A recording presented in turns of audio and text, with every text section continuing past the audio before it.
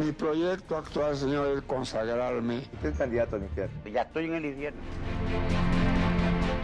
Llamo compañero a todo el país, en los mítines le llamo compañero. Compañeros no somos. Lo veo mejor que antes. Pasaron 17 operaciones. Joaquín almorzando con un presidente de derecha por invitación del embajador español. La pregunta esta sí es buena y muy cabrón. Este es un espacio de opinión destinado a buscar verdades, con frontalidad, crítica a todos y pluralismo. El periodismo de opinión siempre asume una posición. No esperen de mí entonces imparcialidad, pero sí trabajo para ser veraz. Mis opiniones no comprometen ni representan a Canal 1. Yo respondo por ellas. Mis invitados, por las suyas. Bienvenidos televidentes de Canal 1 en señal abierta y por cableras del país a un programa complicado, pero necesario. A un tema urgente y complejo, pero ineludible, sobre el cual hay que empezar a prender luces en esta oscuridad. Nos siguen también por Facebook Live a nivel planetario de @noticiero1 en radio, en todo el territorio nacional, por Sonorama, 103.7 FM, la gran señal nacional. Al concluir el programa, tendrán el link en YouTube. Y emitimos desde los estudios de Ecuador en vivo, en Guayaquil, para todo Canal 1. ¿A qué me refería con lo que dije hace pocos instantes? A la propuesta histórica que lanza Guayaquil al país tras los 200 años de su independencia. Ahora propone liberarse de otro tipo de independencia, de dependencia. Y lo hizo a través del exalcalde Jaime Nebot en la sesión solemne del 9 de octubre. Recordemos primero eso, y de allí les digo quién está invitado para esto. Se usan conceptos arbitrarios para distribuir inequitativamente, haciendo caso omiso de la población y las necesidades, de la eficacia o de la torpeza, las rentas de las provincias. Se escoge a voluntad a quién y cuándo se le devuelve primero el dinero retenido. ¿Qué es el centralismo? Un sistema perverso. Le quita al ciudadano privado particular de cualquier región o condición su dinero propio y le impide ser próspero. ¿Y para qué? Para malutilizarlo generalmente y para generar pobreza como sistema, en vez de cumplir con la obligación de generar riqueza y prosperidad con el dinero que es del pueblo. Yo lo voy a decir con franqueza y con valentía, señoras y señores, ecuatorianos, guayaquileños. El centralismo tiene que morir para que los pobres de este país puedan vivir. No hay otra forma de manejar las cosas. Y quien ha estado en el gobierno sabe de lo que estoy hablando. Es fácil criticar desde afuera. Es fácil no entender el problema. Pero estando adentro, hay que matar el problema. Bien, allí está el problema. Como alternativa, salida o solución, propuso el federalismo. El gran lío es que no explicó en detalles la propuesta, que debe ser desarrollada, sino el concepto. En buena hora. Para eso nadie mejor que alguien que hace tiempo ha estudiado y entendido el federalismo. Él es catedrático de Derecho Constitucional, articulista regular de Expreso todos los lunes, no era broma. En lo que sí es artista es en su cuenta de Twitter. Se llama Mameluco Extraditable. Ya se pueden ustedes imaginar de qué tuitea y la contundencia con que lo hace. Entre los más célebres recientes artículos destaco uno que se llamaba Señora Atama In. Me refiero al doctor Roberto López Moreno. Por primera vez solo en este programa, por tercera vez panelista, e hicimos hace 6 años ya con él un Ahora a Quemarropa. ¿Qué es el federalismo, doctor? Empecemos por allí. Buen día, Carlos. Gracias por la invitación. Permítame explicarlo con manzanitas, si le parece, ¿ya? Porque es un concepto difícil de entender y vamos a hacerlo como cuando uno da clases. Didáctico. Didáctico, ya. Sí, esto A no ver. es para los ilustrados. Sí, exacto. Lo importante es que el público entienda. No me ofendo. Es una forma de Estado. Entonces, comencemos por esto del Estado, ¿ya? Porque el Estado, todo el mundo dice, ¿qué es el Estado? La teoría del Estado. El Estado es un país. Imagínense un cuadrado de tierra, ¿ya? El territorio. La gente que deambula, que camina por encima, el pueblo. Y aquí viene lo importante. La forma como se organiza esa gente para no matarse los unos a los otros y para que el fuerte no abuse del débil, ¿no es verdad? El gobierno. Entonces, ¿qué es el Estado unitario? El Estado unitario es un Estado, un país, un pedazo de tierra cuyo gobierno es único. Unitario viene de uno, no de unión. No es que estamos unidos y nos amamos. No, todos estamos cabreados aquí porque las rentas que genera cada localidad, cada estado, se van al poder central y ahí nos las devuelven cuando quieren, tarde, mal o nunca. Entonces, ¿qué es esta diferencia entre Estado unitario y Estado federal? Simplemente la cantidad de gobiernos que existen, la cantidad de centros de decisión política que hay en un territorio, en un país, en un estado. Cuando hay un solo centro de decisión política, un solo centro de toma de decisiones, un solo centro de poder, estamos ante un Estado unitario. Cuando existen varios centros de tomas de decisión, estamos ante un Estado federal. Primera aclaración. El federalismo no le resta unidad al Estado, lo deja de hacer unitario en el sentido que usted acaba de explicar. Es una cuestión numérica. Un solo gobierno, muchos gobiernos. Seguimos unidos, pero sin un solo gobierno, Miren, con varios gobiernos. Acaba de poner el dedo en la llaga. Mire, federalismo viene del verbo, de la voz latina, fedus, que significa unión, pacto, alianza. Es decir, nosotros entre todos hacemos esta alianza para estar unidos y manejarnos de tal forma de que unos no tengan mejores condiciones de vida que los otros. Ok. Fíjese lo sencillo que es. Menos mal le hemos puesto al tema del programa unidad en el federalismo. No fue casual esta cuestión. No federalismo unitario, cuesta que es una petición de principio, según explica Roberto López, y no existe. Segunda cosa clave para entender. Varios gobiernos. ¿Qué atribuciones o facultades tienen los gobiernos de los estados versus la que mantiene el eje central de ese estado federal?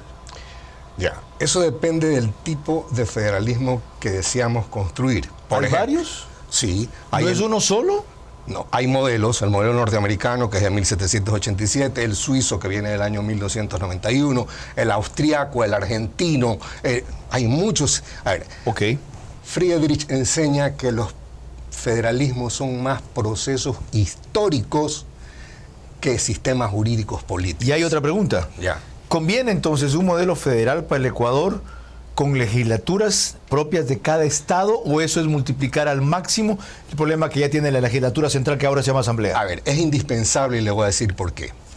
Cuando le dije gobierno único, también significa Estado unitario, legislación única para todo el territorio nacional. Si hablamos de un Estado federal, ya no es solo gobierno único, sino, muchos gobiernos, sino muchas legislaciones. Por ejemplo, en Estados Unidos, usted tiene la pena de muerte, me parece que es en Florida. Correcto. Pero en California no. Es decir, los estados son dueños de autodeterminar su destino. ¿En qué aspectos? Estamos hablando de la vida, por ejemplo. Pero, por ejemplo, en todas partes todo el mundo tiene que tener licencia para manejar. Sí. A ver, tiene que ver no con el régimen de derechos, sino con el régimen de competencias. ¿Qué es lo que se reserva al Estado nacional, al Estado federal? ¿Y cuáles son las competencias que ese Estado delega a las unidades locales, que se llaman estados en los Estados Unidos y se llaman provincias en la Argentina, Landers en Alemania, estados en México? No importa el nombre. Son unidades locales de Argentina es federal, a pesar de que hablen de la provincia de, es federal. Hay la provincia de Buenos Aires y hay la capital, que es Ciudad Autónoma, Buenos Aires. ¿Qué se reservan para sí el Estado central? Depende. Hay dos formas. La una es establecer, por ejemplo, el sistema alemán, un detallado régimen de competencias. O la otra es reservar. Ese se llama federalismo residual. El Estado tiene 5 competencias o 6, por ejemplo, seguridad nacional interna o externa, relaciones internacionales, estados de emergencia. Pero aquí paremos, por ejemplo. Este es un buen ejemplo. Yo pensé siempre que los estados de emergencia eran una competencia federal, pero la pandemia, de la cual tenemos que sacar lecciones, nos acaba de enseñar que los estados de excepción deben de ser también competencias locales. Lo que pasó en Guayaquil no hubiera sucedido si hubiéramos decretado un estado de emergencia inmediatamente y asumido una serie de competencias. Por ejemplo, el tema de los aeropuertos nacionales no pueden aterrizar si vienen del país más contagiado del mundo. Como en cambio sí ha pasado en Estados Unidos. Como algunos sí. Decidieron restricciones mayores, otros menores, Exacto. Otros casi ninguna, y los resultados han sido también acordes a lo que decidieron. Exactamente, pero el punto es que se le da de poder de decisión a los estados locales, no solo sobre las áreas que tradicionalmente uno pensaba que estaban asignadas: seguridad, relaciones exteriores, nacionalidad, asilo. Por ejemplo, tratados internacionales. Le pongo un ejemplo. En 1952, Chile, Ecuador y Perú suscribieron un tratado mediante el cual adoptaron la posición de sostener 200 millas marinas de mar territorial. Eso no solamente consta en el tratado, sino que fue incorporado al artículo 609 del Código Civil del Ecuador. Todavía hoy en día, lo tengo aquí, está, si me permite. Dice, o sea, fueron tan mediocres quienes propiciaron la firma de la CONVEMAR. Lo leo: el mar adyacente hasta una distancia de 200 millas marinas. No han cambiado eso. Eso está vigente. Es decir, el señor Correa, cuando hizo esto, violó el artículo 4 de la Constitución, que dice que el territorio del Ecuador es irreductible. El mar adyacente hasta una distancia de 200 millas marinas, medidas desde los puntos más salientes de la costa continental ecuatoriana y los de las islas más externas extremas de la provincia insular de Galápagos, y desde los puntos de la más baja marea, según la línea de base que se señalaba por decreto ejecutivo, es mar territorial y de dominio nacional. Ya. Es decir, esto configura un acto de traición a los intereses del Ecuador. Pero lo increíble es que sigue estando vigente. No nos desviemos de ahí. Ya, ok, vamos. Mi pregunta era: hacer los estados federales, en el caso de legislaturas propias que usted cree que debe tener cada estado, ¿no es multiplicar por 24 el despelote que hay con la Asamblea Nacional? Pero por supuesto que sí, pero tenemos ahí un problema conceptual. Mire, esto es importantísimo. Entonces, ¿cómo convencer a los ecuatorianos de que no? No, pero es que ese es el problema menor. Una ordenanza municipal.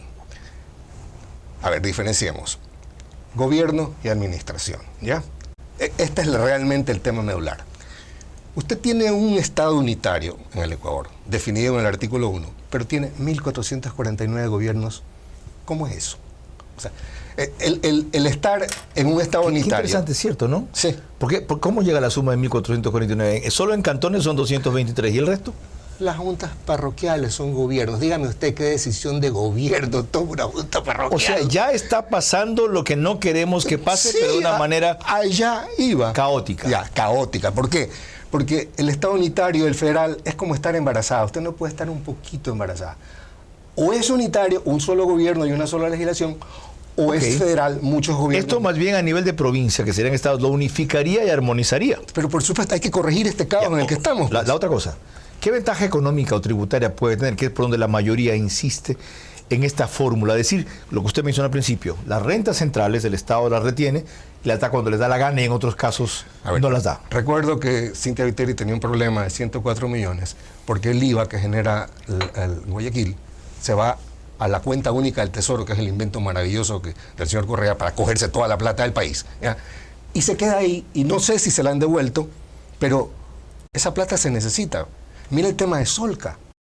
Es decir, ¿quién dice...? Eso no pasaría con un Estado federal. No, ¿Por qué? ¿Dónde tributaríamos el IVA? Aquí.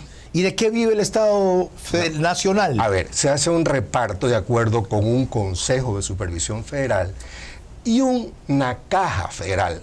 Hay provincias pobres como Bolívar, como la Sierra Central. No hay provincias pobres, hay provincias con menos recursos. Con menos recursos. Este país no tiene país es riquísimo, pobres, de acuerdo. Y no es chauvinismo. Excelente. Es nada más una precisión. No, excelente. Se les dice provincias pobres. ¿Qué carajo? No son provincias. Hay provincias con menos recursos, menos potencial. El país es riquísimo. Exactamente. Mal organizado nada más. Entonces, ¿qué es lo que sucede? Que estas provincias que actualmente no generan recursos, comenzaríamos a tratar de que sean polos de desarrollo también, ¿ya? Pero hay una caja nacional. Y yo creo que la forma más sencilla de hacer esto es ¿cuánto cuesta un ciudadano del Ecuador anualmente para satisfacer todas sus prestaciones, todos sus derechos que nacen de este Estado prestacional que construyó? O sea, habría que establecer parámetros para el reparto de la caja nacional. Supongamos que usted cuesta $100, ¿no? ¿Verdad? En Guayaquil hay 3 millones de habitantes, entonces son 300 millones de dólares. En Bolívar hay 50 personas, entonces son 50 multiplicado por 100. Me parece lo más sensato. Eso es solamente una variable de la forma de repartición. Ya. Otra es la extensión territorial, otras son las carencias de infraestructura o necesidades, otras son las contingencias, para decir algo, climatológicas. Las provincias de la costa se inundan, las de la sierra difícilmente, las de la sierra en cambio se ven afectadas por erupciones volcánicas, las de la costa no, para decir algo. A ver, pero esa parte ya tienen que manejar a los expertos en cifras, en números. En esa parte yo no puedo aportar. Ahora, resumamos esto. ¿Usted está de acuerdo con un Ecuador federal? Pero por supuesto, es indispensable. Un pueblo libre es aquel que es dueño de autodeterminar su destino. Ese es mi principio rector. O sea, ¿cada provincia va a definir el tipo de régimen que quiere? No. El régimen federal es nacional, el sistema de competencias es nacional, por eso le decía. Entonces, ¿qué es lo que cada provincia, cuando se llama Estado, va a regular, más allá de lo que he mencionado, de lo tributario y de lo legislativo? Por eso le digo, podemos hacerlo de dos formas. Se quedan 4 competencias en el Estado federal nacional: relaciones exteriores, seguridad, nacionalidad, asilo político, estados de emergencia, seguridad interna y externa, declaraciones de guerra, firma de tratados asignadas y todas las demás competencias residuales. Todo lo demás pasa a los estados locales, pero como dice la Constitución del 98, no se puede transferir competencias sin recursos. Ya, ¿No es ese un caos peor del que ya tenemos? No, señor Vera. Cada cual va a tener querer. Y piensa en estados donde hay mayoría indígena. Cada cual. ¿Cómo van a regular esa cuestión si ya con la justicia indígena quieren hacer un estado aparte? No, a ver, que esa es otra cosa que choca con el Estado federal, pues. Cuando hablamos de un Estado nacional, hablamos de una sola nación.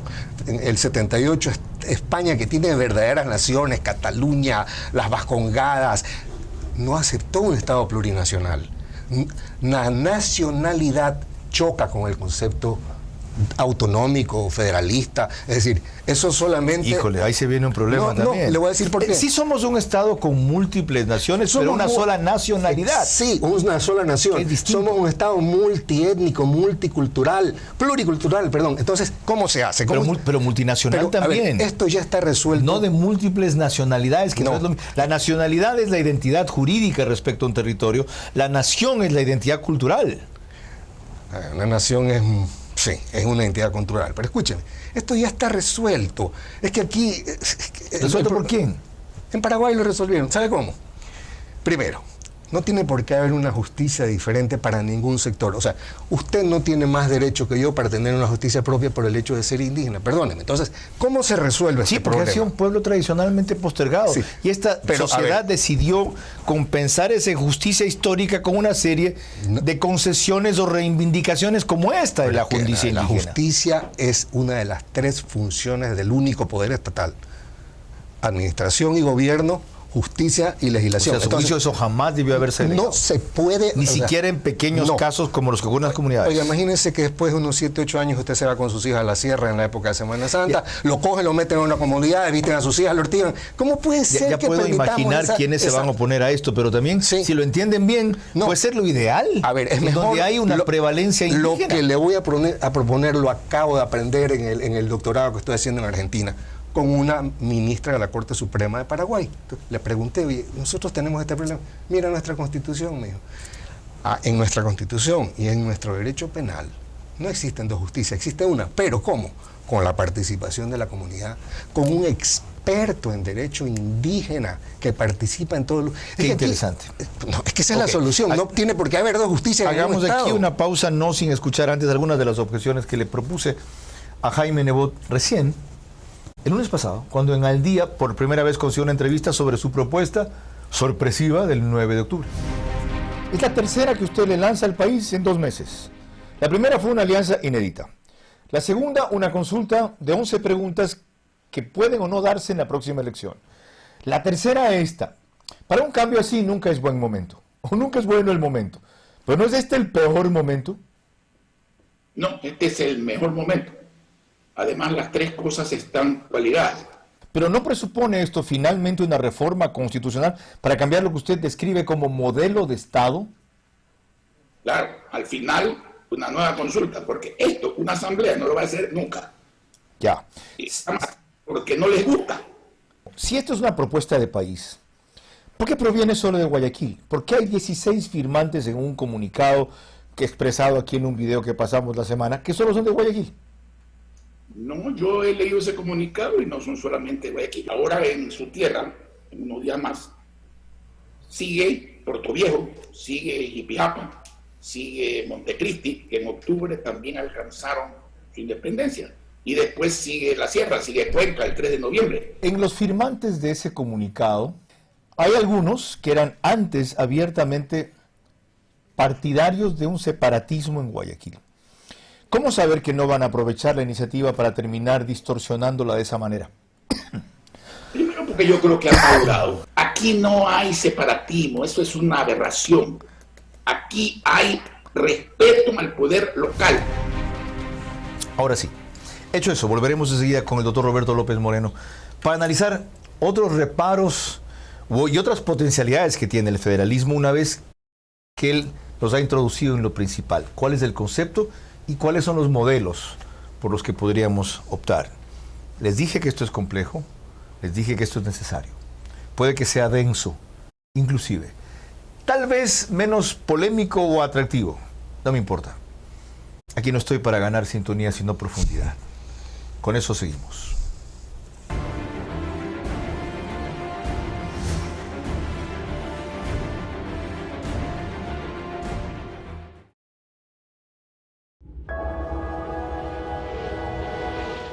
BH Group.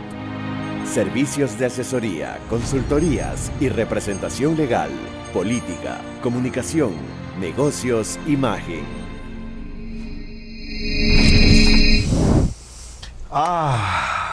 Sí. Un largo suspiro porque nada menos y nada más que un Estado federal es la propuesta que ha lanzado Guayaquil al país para pasar a la segunda fase de independencia que considera la no dependencia por problemas que en parte fueron examinados en el primer bloque. Estamos emitiendo desde el estudio de Ecuador en vivo sobre un tema que se denomina unidad en el federalismo. Nos pueden seguir en Twitter por la cuenta del programa, que es, me río porque estoy cambiado con los títulos, @veraz_tweet, la mía que es @carlosverareal. Estamos por Sonorama 103.7 FM a nivel nacional, en Facebook Live de @Canal 1, y cuando esto concluya lo podrán ver el programa con un link en YouTube. Ahora, antes de proseguir con Roberto López, Andrés Ortiz también estuvo recién en Al Día y le hice una pregunta vinculada con el terror que el federalismo produce o el enronchamiento o el rechazo simplemente. Decía Felipe Burbano en un reciente artículo del Universo que ilustra con su título todo: la guerra en Quito despierta el bicho federalista en Guayaquil. Si ven el dejo despectivo que hay en esta cuestión. ¿Ya? Y no fue en el Universo, fue en el portal Primicias, por si acaso. Ya se imaginan los opositores que esto va a tener y los distorsionadores también. Pero algunos recelos tienen sentido, más aún cuando la propuesta de Jaime Nebot fue tan escueta y rápida. Con Andrés Ortiz, que es uno de los que firma un comunicado con 16 personas más, donde solo hay 2 mujeres, hablamos de esto así. Es una costumbre equivocada, por cierto, pero que viene arraigada desde inicios de la República en 1830, el decir que el federalismo es separatismo. Esto es algo que se nos ha inculcado desde muy pequeños y que en la mentalidad del ecuatoriano, desde la capitalidad, se nos ha dicho que cualquier persona que directa o indirectamente impulse o pronuncie la palabra federalismo esté hablando de separatismo. Y eso es hablar desde la ignorancia y desde la mala fe. El federalismo no es otra cosa que un sistema de gobierno diferente al Estado unitario central. El 40% de la población vive en un régimen federal. Estados Unidos, Canadá, Rusia, Alemania, Bélgica, Suiza, Bosnia, República del Congo en el África. No se puede hablar de federalismo sin autonomía. Es decir, la autonomía es un primer paso que ya Guayaquil lo dio. Acordémonos de esa consulta popular que en su momento lo impulsó Humberto Mata. El 97% de guayaquileños y 4 otras provincias votaron por un sistema autonómico, lo cual fue un éxito nunca antes visto en el Ecuador, de esa necesidad de buscar que los gobiernos locales posean más autonomía. ¿2004 fue eso? 2000 me parece, fue hace más de 20 años. Ok. Bien, doctor López, un primer riesgo, se lo planteaba allí, quiero saber en qué medida existe y cómo se podría evitar si es que está allí. Que esto lleva al separatismo, no solo por ciertas comunidades indígenas que creen, propugnan y declaran eso abiertamente, sobre todo algunas en el oriente, sino por parte de un grupo de guayaquileños que siempre fueron separatistas y que ahora lo que encuentran es un avance en esa línea dentro de lo federalista. ¿Cuál es su posición frente a esto? Mire, yo creo que este es un tema tan serio que debemos dejar los odios, las antipatías, el regionalismo y centrarnos en lo que podemos construir como país, como sociedad. Si, como le dije, federalismo viene de la voz fedus, que significa alianza, pacto, debemos de entenderlo así. Mire, fíjese lo que sucede, porque es importante el origen histórico. Las colonias norteamericanas que se hacen la declaración de independencia en el año 1776. The 13 colonies. Exacto. Antes de la Constitución, ¿sabe lo que firman? Un acta federal, un pacto de confederación, que después explico la diferencia con la federación. Pero ¿qué sucede?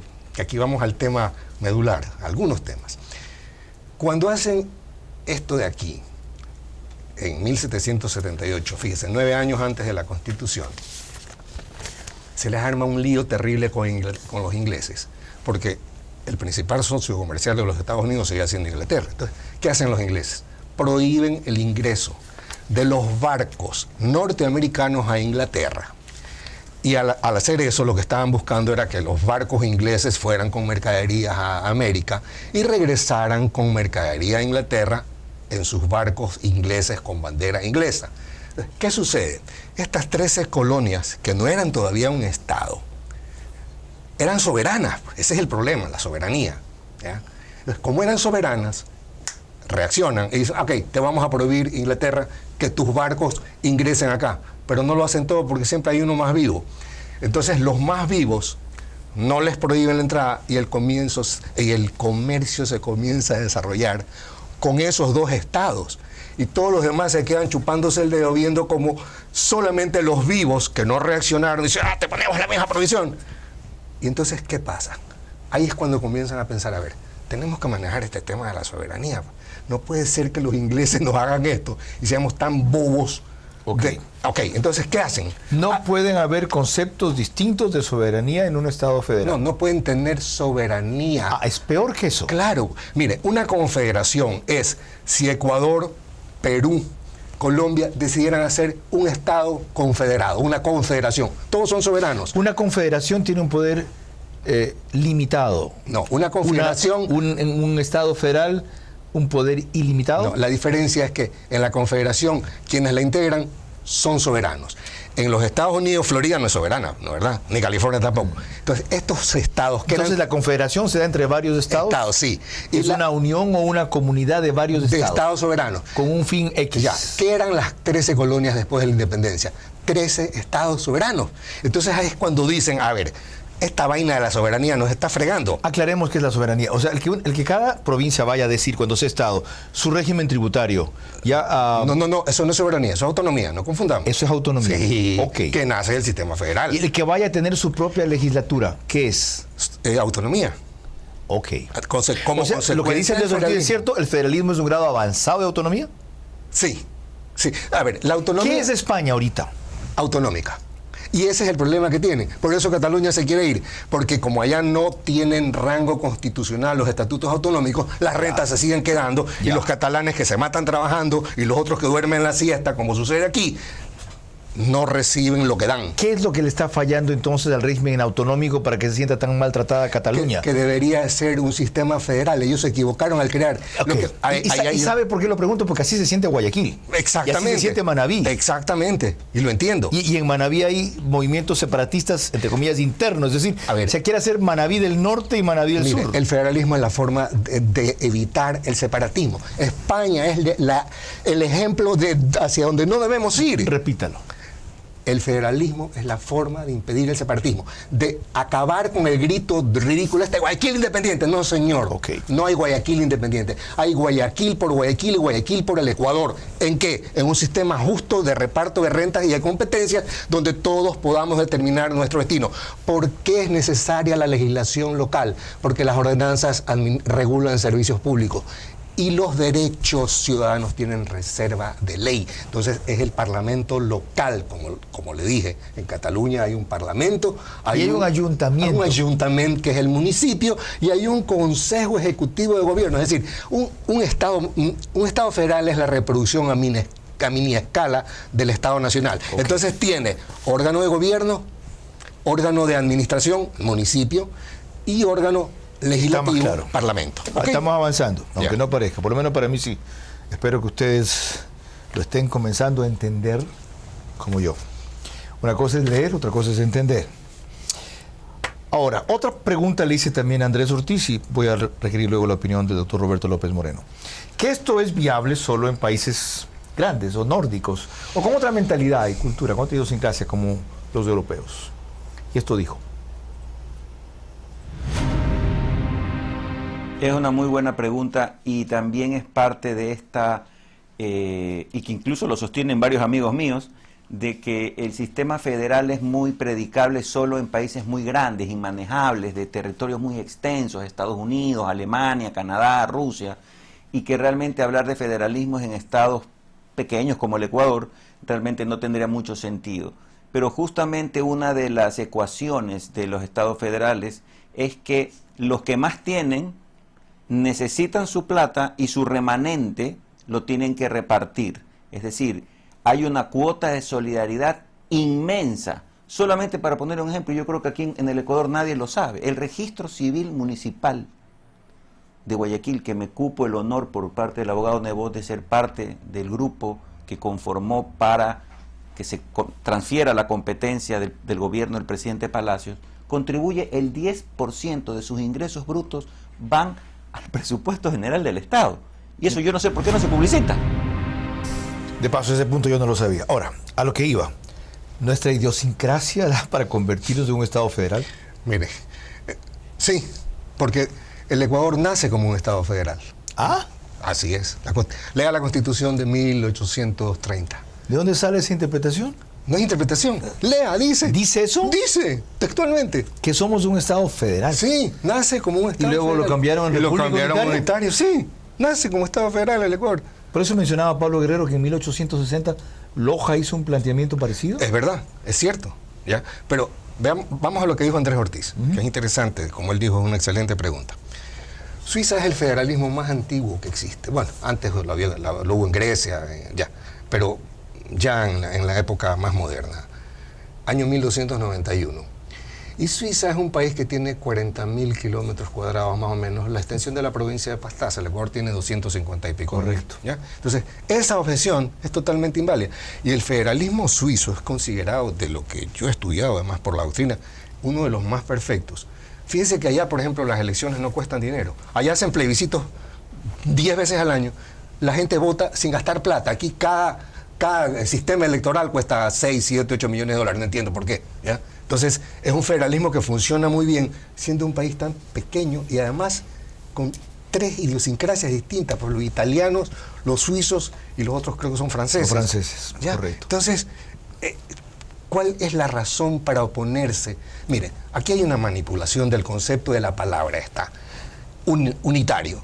Entonces, nos han vendido el cuento de que unitario viene de unión. Y unitario viene, como le dije, de uno o varios. ¿Cuál es la razón? Que esto parte de Guayaquil. Que esto no ha sido consensuado siquiera en el país, que este es el afán 200 años después de lo que, como usted bien dice, pusieron en la bandera Guayaquil Independiente interpretándolo como separatista y que lo quiere reeditar un regionalista como Jaime Nebot 200 años después.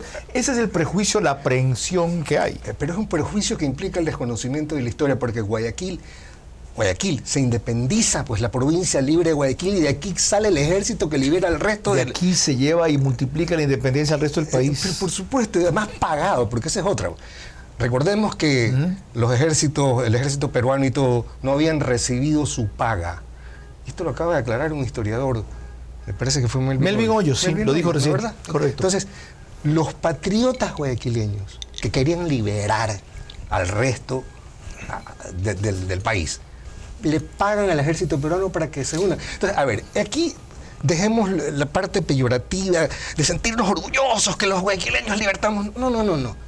Quito a lo mejor hubiera hecho lo mismo, o Cuenca también. Entonces, hay que barrer toda esta gama de sentimientos ancestrales y centrarnos en lo que podemos construir como hombres de ciencia, porque esto es una ciencia. A eso vamos objetivamente, sin emociones.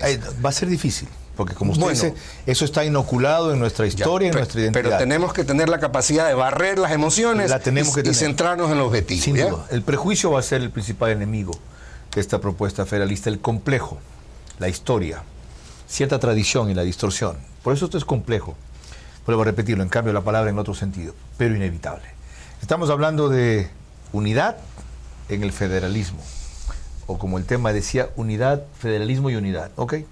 Son equivalentes. Lo que no es igual, y ya se me quedó, es que el federalismo sea un sistema unitario. ¿Ok? Con Roberto López Moreno, el entendido en esta materia, volvemos enseguida.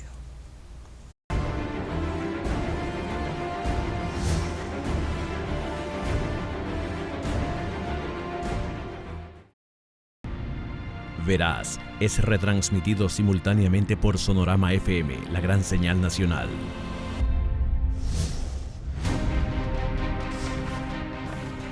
Seguimos desde los estudios de Ecuador en vivo en Guayaquil para Canal 1, señal abierta, Cableras, Facebook Live, de @Noticiero 1 y cuando concluyamos el link en YouTube. La pregunta fundamental, esto necesario y complejo, ¿cómo empezamos a construirlo? Ahí viene quizás lo más complejo. Tiene que ser incluido en una nueva constitución. ¿Por qué? Con manzanitas de nuevo. El año 1653... La única constitución escrita que ha tenido Inglaterra es la del año 1653, la de Cromwell. ¿Sabe cómo se llamaba? Sistema consuetudinario. Sí, ahora. Pero la única constitución escrita, ¿cómo no?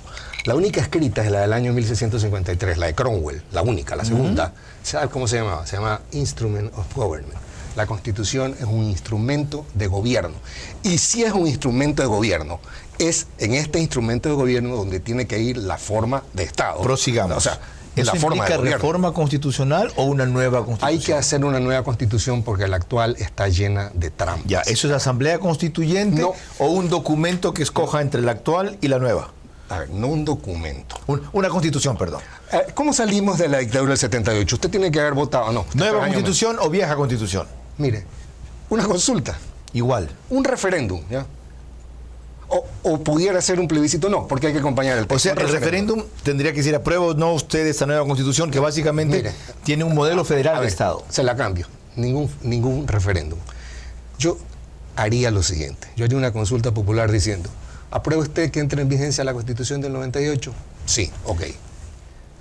Tiramos a la basura este engendro de Montecristi que construye un sistema de colisión de normas inaplicable, ¿ya? Porque no existe ni siquiera la autonomía. Es terrible. La ventaja que tiene y sedujo a mucha gente fue que incorporó una serie de derechos nuevos. Es un engaño también. Son los mismos derechos del 98. Yo se lo puedo garantizar. No hay nuevos. La próxima vez le traigo un cuadro. Son las mismas con las frases cambiadas. ¿Ya? Yo estuve en la asamblea, por si acaso. Yo me acuerdo de lo que fue asesor de la esposa de Bruno Boa. Exactamente, Ana. Ana Velázquez. Y estuvimos en la mesa de autonomía. Y usted dio guerra por esa. A ver, ¿se puede hacer? Esto es una locura. No. ¿Usted quiere que entre en vigencia otra vez la Constitución del 98? Pero es que la Constitución del 98 tiene una puerta maravillosa. No, pero mi pregunta es, ¿retroactivamente se puede otra vez retrotraer al presente un elemento del pasado que entre en vigencia esa? Vox Populi, Vox Dei. La voz del pueblo es la voz de Dios. Pregunta, sin añadir textos. Ya. ¿Y qué ventaja tendría esa Constitución para el Estado federal? Que tiene una comisión de codificación y legislación estable, permanente, donde todos los actores sociales, una vez que entra en vigencia, nos sentamos a construir tanto Quito como Cuenca, Guayaquil y Machala, el sistema federal que deseamos construir. Y nos matamos y nos arrancamos los pelos, pero llegamos a un consenso que nos permita cambiar la forma de Estado. Porque escúcheme, ahorita tenemos una realidad grotesca.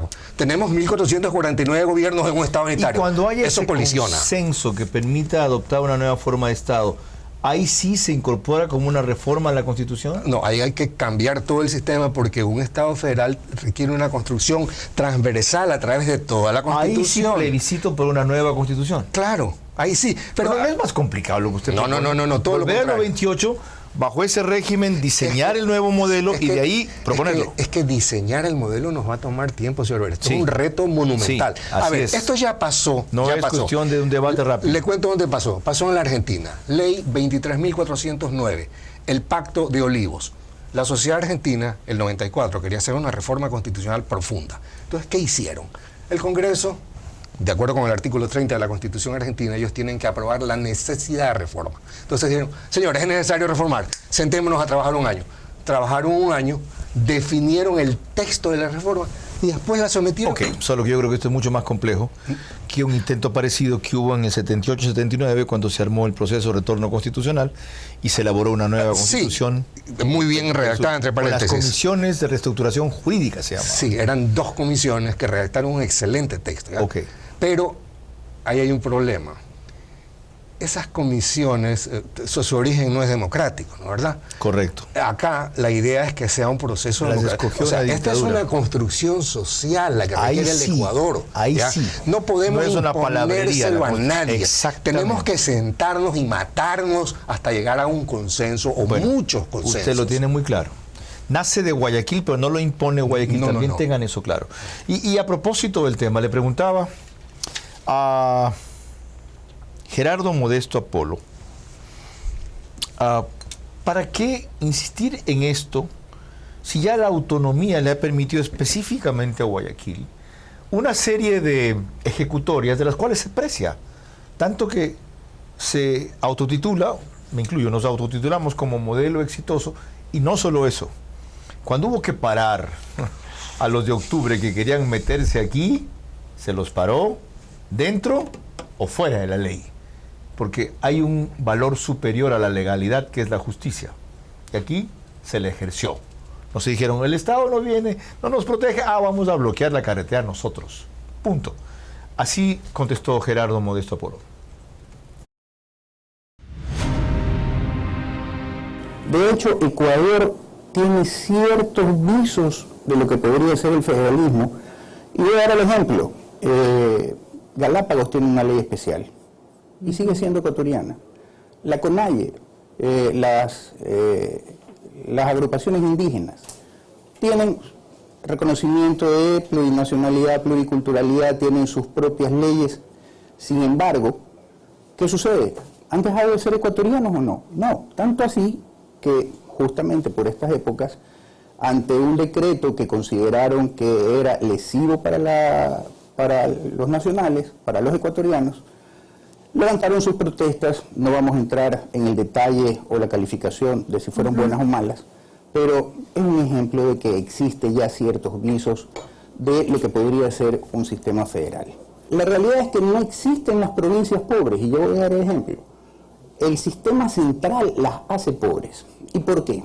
¿Por qué las hace pobres? Porque todo lo que se genera, por ejemplo, con el tema del IVA, si las empresas grandes, pongamos las de la telefonía, no vamos a mencionar ninguna de ellas, las de la telefonía, resulta que están registradas para el tema del IVA, unas en Quito, otras en Guayaquil, y nada de aquello se genera, o sea, nada de aquello se devuelve en donde realmente se genera.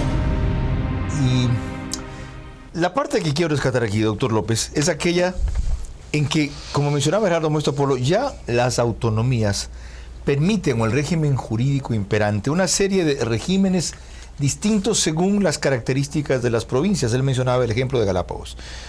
Es cuestión entonces, en vez de convulsionar esto al país como lo va o lo está convulsionando ya, de profundizar en esas autonomías y en este régimen?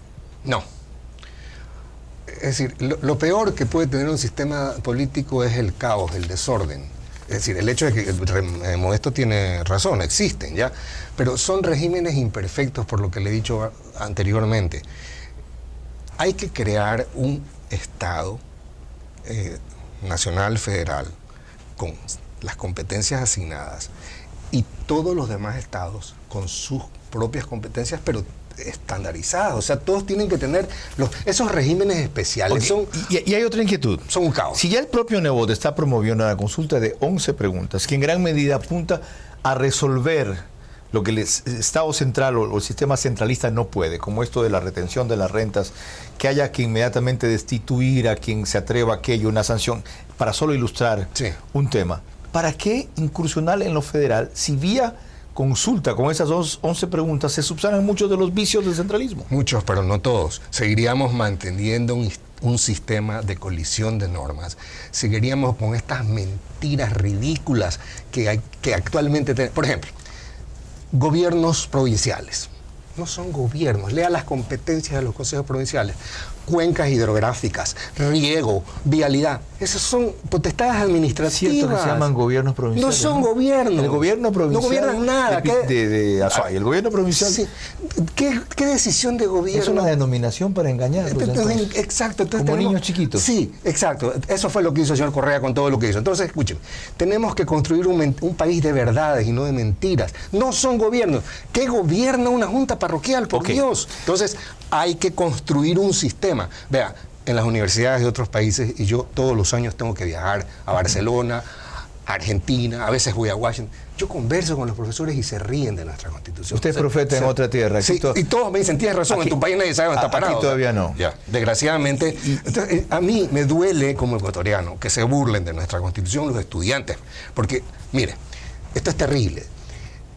No hay separación de poderes. El artículo 16 de la Declaración Universal de los Derechos del Hombre y Ciudadano de 1789 dice que un Estado en el que no hay separación de poderes no tiene constitución. Y si usted coge el artículo 224, todo está dentro de la administración pública, la legislatura, la justicia. Le pregunto yo, ¿quién viene a invertir a un país en que el presidente tiene la justicia en el bolsillo izquierdo y la ley en el bolsillo derecho?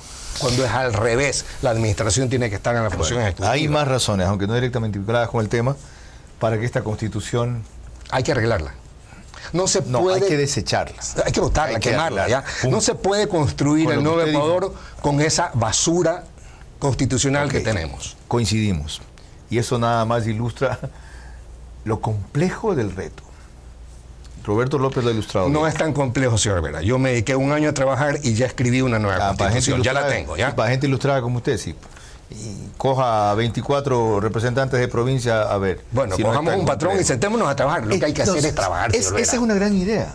Partamos de una propuesta de constitución. Esa es una gran idea. Y en vez de construir una nueva, sobre esa propuesta de una constitución que incluya un Estado federal se trabaja. Pero lo discutimos en la última parte del programa. Ahí vamos a ver también una de las objeciones que ya empezó a aparecer sobre este proyecto por parte de un jurista de Quito a quien le pedí su opinión, el doctor Pablo Guerrero.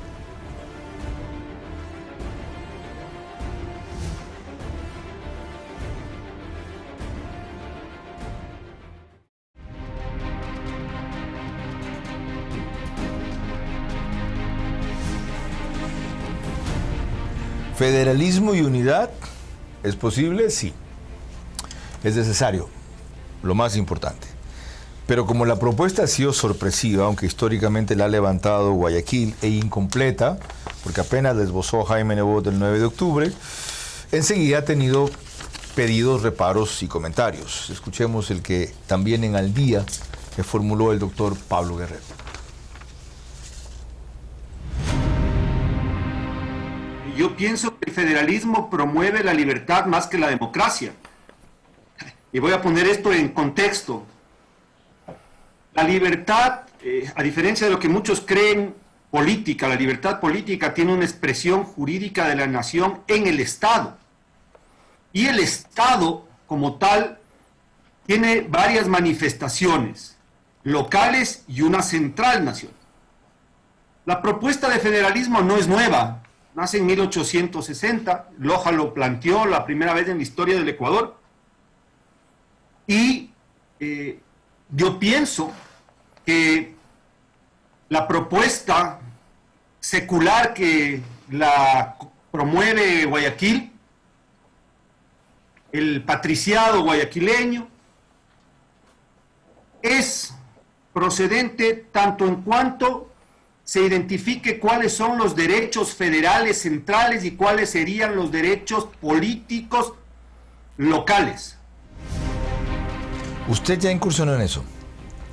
¿Se refirió algo a los derechos federales centrales y a los derechos políticos locales? ¿Cómo aclarar mejor preocupaciones como las de Pablo Guerrero? A ver, tenemos que precisar. Estamos confundiendo ahorita la miel con la mostaza.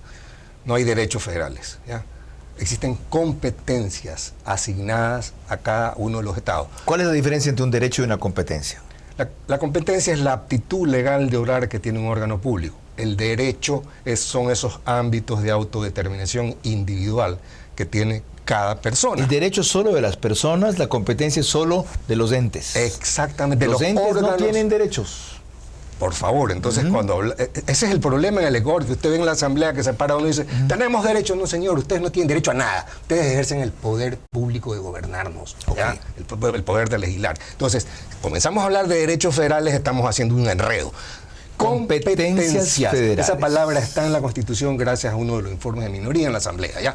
Competencias, pero competencias que tenemos que escoger si las asignamos directamente con el sistema federal alemán o si las hacemos residuales, como lo decía al inicio, estableciendo las competencias nacionales y dejando todas las demás a los estados locales. Usted lo aclaró ya. La otra cosa, ¿cómo evitar el riesgo de que esas competencias del Estado federal afecten derechos de las personas en los estados? A ver, no afectan derechos. En las provincias, sí, para hablar del Ecuador. Sí. A ver, el artículo 130... Por ejemplo, usted mencionó seguridad. Doy un ejemplo. El Estado nacional, como lo identifico. Federal. El Estado federal. Hablemos del Estado federal. Yo le digo el Estado central, no sé si sea igual. No. A ver, Estado central y Estados locales, si hablamos de federalismo. En Estado unitario solo hay un Estado, no hay Estado central y está bien, el Estado central. El Estado central. Pero son los Estados locales. Ya. El Estado central, en un tema que es su competencia, seguridad, dijo usted, sí, determina que en el país... Seguridad local. ¿Ya? Seguridad interna. Local, de ese Estado. La Pero seguridad el Estado central no puede referirse, por ejemplo, a que en adelante, por el tema de la pandemia, en los estados de este país, federado, nadie circula después de las 23 horas. Perfecto. Y dice mañana el estado de Manabí, no, aquí nos va a arruinar, nadie circula después de las 1 de la mañana. Por eso, ¿puede pasar eso? No debería pasar con un consejo de supervisión federal como existe en el sistema alemán, que pone a todos los ocurridos en vereda. Entonces, cuando existe... ¿A quién se refiere usted con los ocurridos? A los que comienzan a hacer travesuras que no deben hacer. Como por ejemplo, por aquí no me pasa nadie, como pasó cuando se quejaban las personas que salían de Guayaquil, que llegaban a Santo Domingo y no les vendían gasolina porque el carro venía de Guayaquil. No, señor. Pero esa no sería una competencia del Estado local de llegar a ocurrir aquello. Del Estado local, usted me dice de Santo Domingo. Correcto. Si fuera Estado local, ¿esto no es un tema federal? No, porque existe un derecho al libre tránsito, al libre desplazamiento, al derecho ambulatorio que es nacional. ¿Y el Estado local no tiene derecho a restringirlo cuando le parezca que atenta contra alguna finalidad de él? El Estado local tiene derecho a restringir la circulación dentro de su Estado, pero no entre dos Estados. Okay. Esa es una competencia del Estado nacional. Okay. ¿Ya? Mire, aclaremos algo. Qué bueno el ejemplo, interesante. Exacto, porque ahí en una situación como el tema de la pandemia... O sea, siguiendo con Santo Domingo, usted puede decir que de Tandapi a Santo Domingo no circulen, pero no puede prohibir que de Tandapi, que es Santo Domingo, a Loa, que es Pichincha, no circulen. Eso no puede hacer usted. Pero ¿sabe cuál es la razón? Lo que le dije. El derecho a libre tránsito es un derecho si usted quiere llamarlo nacional, que tienen garantizados todos los habitantes del Ecuador. Usted no me puede impedir a mí el ingreso a su provincia. ¿Qué le pasa, Entendido. señor? Vamos con la parte final tras esta última pausa. Y en la conclusión, todo esto, ¿cómo lo avivamos en un debate y en un consenso nacional para que resulte constructivo y no destructivo, que es mi gran temor?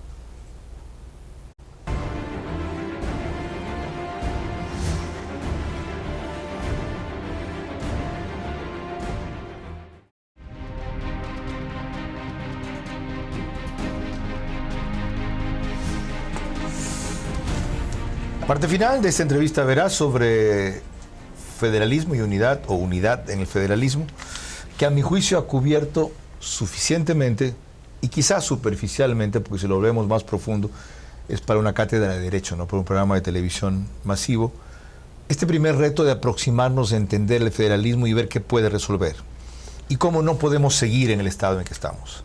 Ahora, le decía yo, mi último interrogante es más allá de la mecánica que usted propuso para adoptar esto como un nuevo modelo de Estado. ¿Cómo le vamos vendiendo la idea a cada provincia para hacerle entender que con este sistema federal puede estar mejor y sobre todo tener una situación de justicia que repercuta en progreso, desarrollo y no quedarse en la postergación?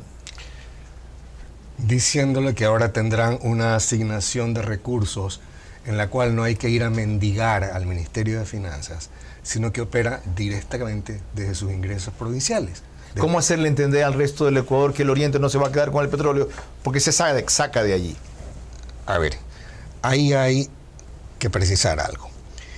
El petróleo es un recurso natural del Estado ecuatoriano, ¿no? ¿Verdad?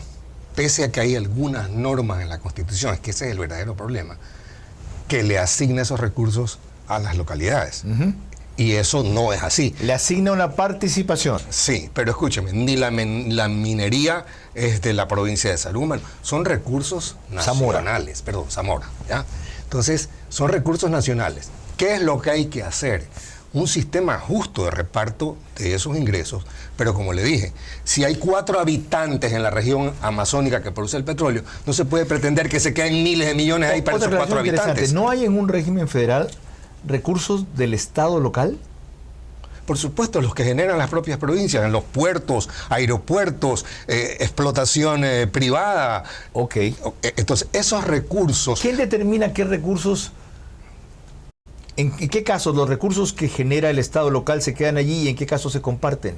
A ver, todos los recursos de los estados locales se quedan ahí, menos el excedente que le dije que podría repartirse sabiendo lo que cuesta a un ciudadano. Pero si eso no pasaría con el petróleo porque usted dice que es un recurso nacional, del Estado nacional. Si hay 4 habitantes en la provincia de Zamora y hay miles de millones de producción petrolera, no se puede pretender que 100.000 millones se queden para 4 personas. Aclarado. Se le asigna a cada uno lo que corresponde. Y también dijo usted hace un rato, sin detallarlo, que eso asigna a cada uno lo que se le corresponde, se establece en base a una serie de parámetros, uno de los cuales es la población. Sí, pero el punto es que la plata que produce el petróleo se queda ahí y el excedente se va. No tienen que ir a mendigar al Ministerio de Finanzas. Se queda ahí hasta que satisface las necesidades asignadas. Se queda ahí para ser administrada por los administradores locales.